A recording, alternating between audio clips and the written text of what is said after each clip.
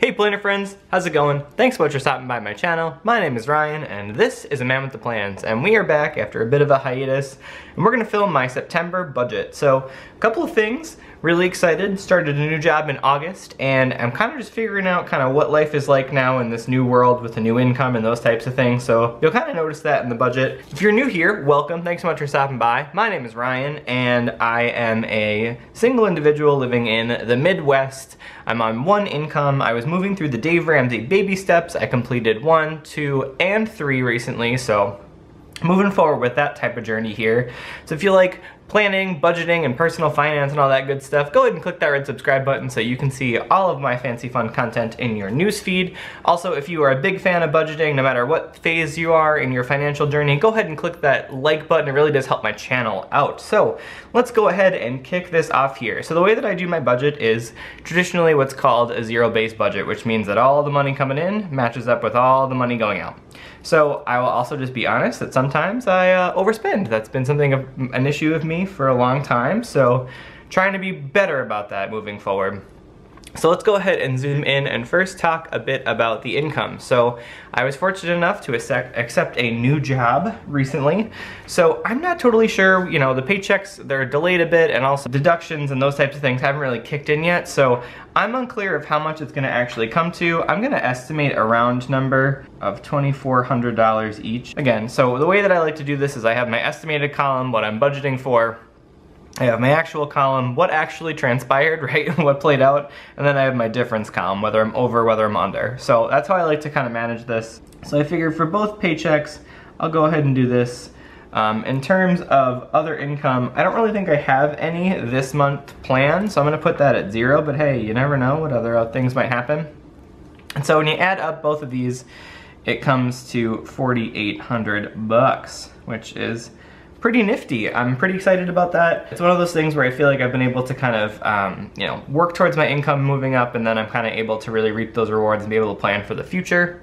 So that wraps up my income. We're gonna move into the expenses, and this is the one where you have to be a bit more diligent, right? So the first thing here is my rent, which is pretty expensive at $1,560 a month. I am living downtown currently, but you know, looking forward to changing pace a little bit at some point. Gonna be saving for a home. That's my big purchase right now. The next thing is parking at $175 a month. It's garage parking, and living in Minnesota, it's kind of critical. I definitely need it. So, you know, I think I also have a concession for this for a couple months. This overall cost should be reduced by a little bit, but I'm just gonna budget it for that, and then if there's any savings at the end, that's cool. Next up is utilities. So this is gonna be kind of all your basics, right? Your heat, your electricity, your water, your sewer, your trash. And I'm gonna budget $100. It is September, so I feel like sometimes this is one of those ones that it kind of flexes back and forth. Minnesota can either be really hot when it gets to September, and we have sort of like a mini extra summer, or it can start to get a little bit chilly. So unclear whether the AC or the heat will be on, but 100 makes sense. Internet through CenturyLink, I'm gonna leave that at $80. I'm not sure kind of what, it's been the same since I moved in here. It's on a plan that I have, so no worry about that. Gas, I've had to bump this up to $100. Partly because my new job is about a 35-minute drive each way. Thankfully, I'm not going in every single day. This week, I think I'm only going in once. So it's nice to not have to work in the office constantly, but it is a bit further when I do have to go in. So just acknowledging for that in that area of my budget, especially because gas prices lately seem to be higher than normal. So just something to kind of be thinking through. Next up is insurance. This is at $86 a month. It was $93 and then it just went down. So I'm gonna go with that. And if it goes back up again, so be it. Next up is restaurant. And so this one has been a struggle area for me for a while, but I feel like because of, you know, the last year that we had and kind of working through and staying at home, I've been really kind of like, you know, going back out with friends and catching up and doing all kinds of stuff, and I feel like I've done a little bit too much damage, if you will, so I'm gonna try to be really strict and keep this at $150. This is all types of things, whether that's a fancy restaurant, a bar tab, going out to eat, ordering in all inclusive there, and I'm not parsing that out. I really need to just, one, be eating from home at this point because I've kind of gained a bit of weight, so I'm working on that too. And then groceries, another thing here, $300 has kind of been consistent here. Really trying to focus on the month of September is like taking care of myself. For some reason, I think like back to school time, even though I'm not a student and haven't been for like 10 years now, still feels like it's the time to kick in those habits and really kind of buckle down and get serious for the rest of the year. I don't know why that's how my brain works, but that's the way we're doing it. We're entering into Q4. I want to, you know, take it, really, you know, pick up the pace and kind of finish off strong. Next on the list is going to be my sinking fund. Now, I've done a video on this before. I'll leave it linked down in the description, but essentially a sinking fund is when you pay for things ahead of time that are either on a yearly basis or a quarterly basis, like car tabs. Here in Minnesota, we pay something called a car tab. It's for your registration for your vehicle. It's based on the value of your car. I kind of know how much I'm going to pay every year, so I put a little bit aside each month so that in July, when it comes up, I just go ba-bing, and I swipe it, and I actually have a card for it, and there you go. It's like no big deal. So I have things like car maintenance in there and all kinds of other fun stuff. I have a video on it, I'll leave it linked up here too. Next up is personal. I'm gonna put this at $200 a month. I don't really need a lot of clothes. I realized I have quite a bit of them, and if I can actually lose a little bit of weight here, I can fit back into everything that I've purchased. I've actually been on a bit of a purge in terms of trying to get rid of things I don't wear or don't need, or things that are out of style or not in the greatest shape anymore. Really just trying to kind of see what still brings value to my life and what I need and what I don't. And so that's kind of been something I've been working on, so I don't anticipate clothing to be an issue, but this is for things like a haircut, things from Target, whether that's cleaning supplies, shampoo. I am addicted to the dollar spot, and also I have a love of the Hearth and Hand collection from Target, so every time I go there I feel like I'm taking some little knick-knacky thing home.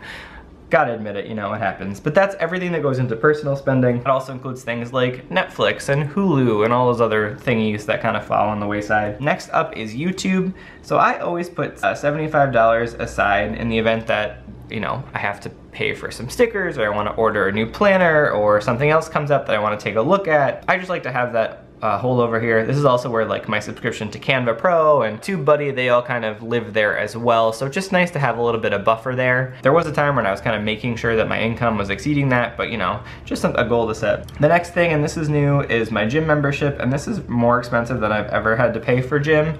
However, it's $166, but they have some amazing classes that I've been taking, and there's also some personal training sessions that I'm gonna be squeezing in there, so I'm really excited to be able to make just fitness and my health and wellness a priority. I feel like I've never really done that correctly, so trying to learn some of those skills, especially around like lifting weights, I've never understood that. I can do the cardio thing, I can do the spin class and all those things, but it's the other stuff that confuses me. Next up, as a non-negotiable for every month, is saving for a house, and so this month, $616.50 will be going into the savings account, which is fun.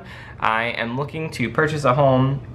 This apartment lease ends next October, so I'm really trying to be able to make sure that I have my move sometime in the summer, whether, you know, figure out what I want to do. And Bigger Pockets says it best, I believe. I was listening to their podcast a while ago about when you purchase a home, it's your biggest financial investment of your life, and you want to make sure that's coming from a place of financial strength. So this is me trying to build up that financial strength to feel really good about what I'm doing.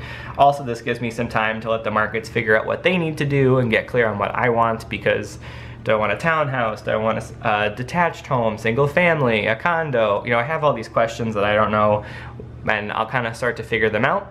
Also, with my job being a little bit further away, do I want to start to move out towards it? You know, all of those questions, things I can work out over the next maybe, you know, 6-8 months.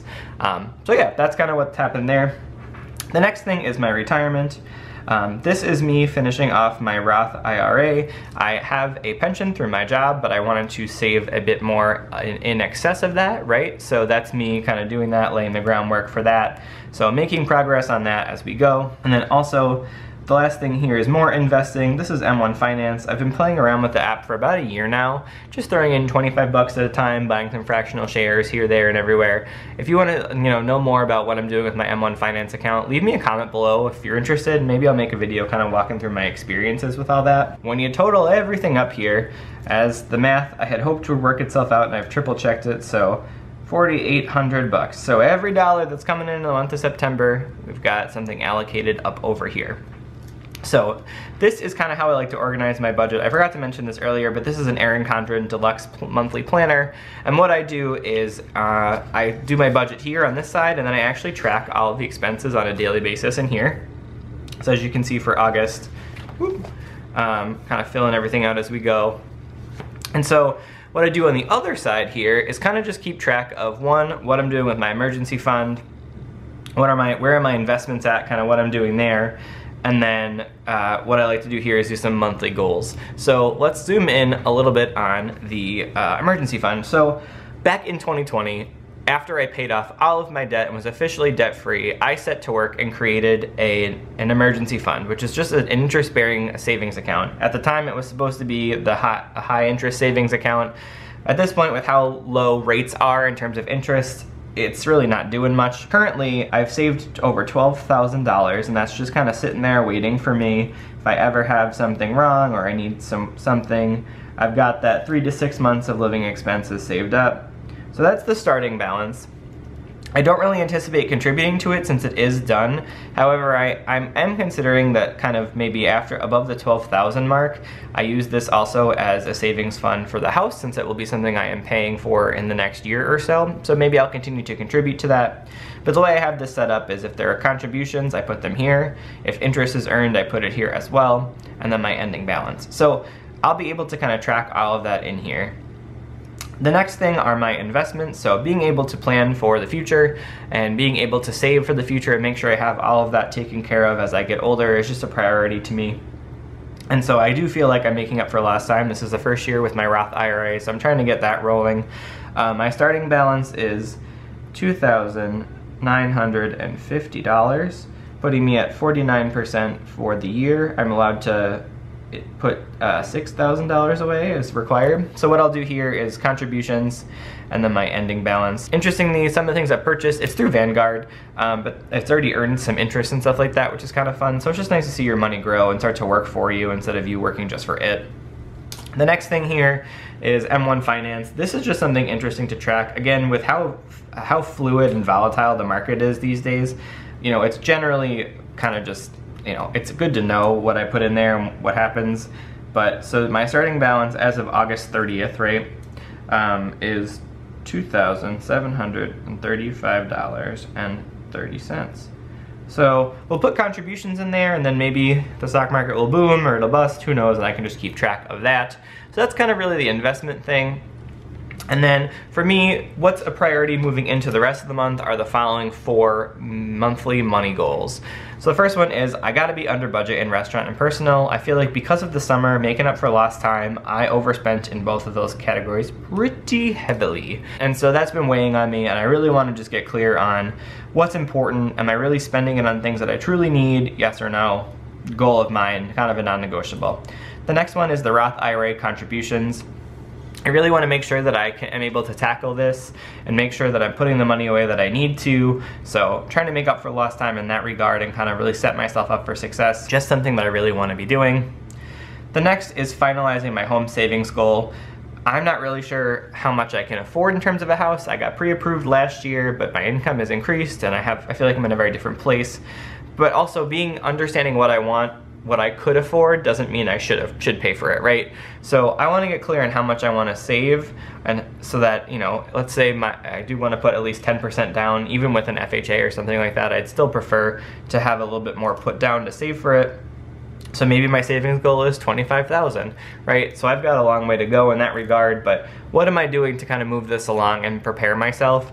I want to get clear on that so that when I do start to re-engage in the home search process, I'm really focused and feel confident that I can, if I see a house, I can make a move and get it done. That's just something that I looked at a few homes earlier in the year, and I just didn't feel like I was in the perfect place to execute on some of those things. So I think this is going to be a really critical one for me this month about, like, what do I want? What am I looking for? What am I trying to see? What's a good value, and those types of things. So home savings goal finalized is number 3. And lastly, number 4, I feel like with a new job, it takes a couple of months to truly settle into what the work looks like, but also the new way of life. So some places like to do, so there's a bit of a pay lag. So, you know, they withhold the first paycheck at my current employer. So I haven't seen a full month of what my income looks like. So that will be September. And that means that my health insurance deductions will kick in and all sorts of other things as well. So just being able to monitor this and get really clear on what I can anticipate per paycheck. Do they vary between the first and the second?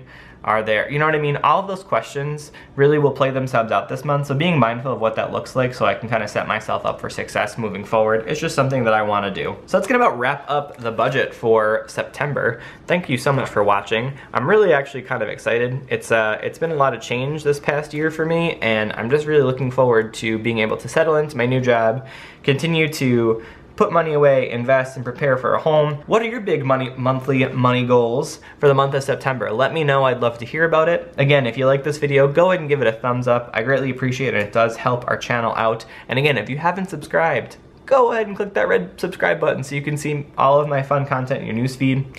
You can hang out with me over on social media. I'm over at A Man With The Plans over on Instagram. That's where I generally post the most, but I do have a Facebook and I have a blog. So I will be starting to do some more with that in the future.